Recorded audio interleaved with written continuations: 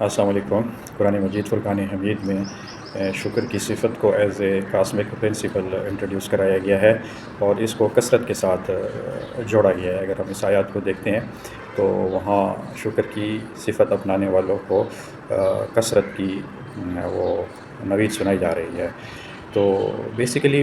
جو یہ شکر کی صفت ہے یہ اسلام میں بطور ایک ایٹیٹیوڈ ہے، یعنی پورا ایک طرز عمل ہے۔ صرف زبان سے شکریہ یا جس طرح ہم تھینک یو انگریزی میں بول دیتے ہیں، یہ یہاں تک محدود نہیں ہے۔ کیلیفورنیا یونیورسٹی کی ایک اسٹڈی میں دیکھ رہا تھا، اس میں کہا گیا ہے کہ جو لوگ اپنی زندگی میں ریگولر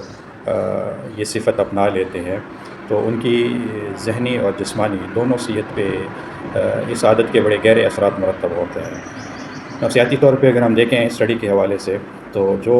جن ہارمون کا تعلق ریوارڈ کے ساتھ ہے، خوشی کے ساتھ ہے، خوشحالی ہیپینس کے ساتھ ہے، موٹیویشن کے ساتھ ہے، ڈوپامین ہے اور سیروٹین ہے، یہ دونوں ہارمون ایسی صفت اپنانے والے لوگوں میں جو ہے وہ زیادہ ریگولیٹ رہتے ہیں، اور الٹیمیٹ اس کے نتیجے میں جو اسٹریس کا ہارمون ہے کورٹیسول وہ کم ریلیز ہونا شروع ہو جاتا ہے۔ تو ایسے لوگوں کی زندگی میں اسٹریس، ڈپریشن، انزائٹی، اس قسم کی جو کیفیات ہیں وہ بہت حد تک منیمائز ہو جاتی ہیں، کم ہو جاتی ہیں۔ ایک دوسرے پروفیسر ڈاکٹر رابرٹ ایمونز، جن کو فادر آف گریٹیٹیوڈ کہا جاتا ہے، انہوں نے اس کے اوپر بہت بڑا کام کیا ہے۔ وہ کہتے ہیں کہ مطلب ایسے لوگ جو اپنی زندگی میں نا اس کوالٹی کو اپنا لیتے ہیں، شکر گزاری کی کوالٹی کو اپنا لیتے ہیں، تو ان کی جو نفسیاتی، سماجی، جذباتی، روحانی زندگی ہے اس کے اوپر بڑے گہرے اثرات مرتب پڑتے ہیں، اور وہ ہیلتھ اور صحت کے لحاظ سے ویل بینگ کا اسٹیٹس اچیو کر لیتے ہیں۔ اسی طرح مختلف اسٹڈی کی فائنڈنگ جو ہے جو اس حوالے سے ہے وہ بتاتی ہے کہ جو لوگ شکر کو باقاعدہ اپنی زندگی میں شامل کر لیتے ہیں، بہت سے وہ نفسیاتی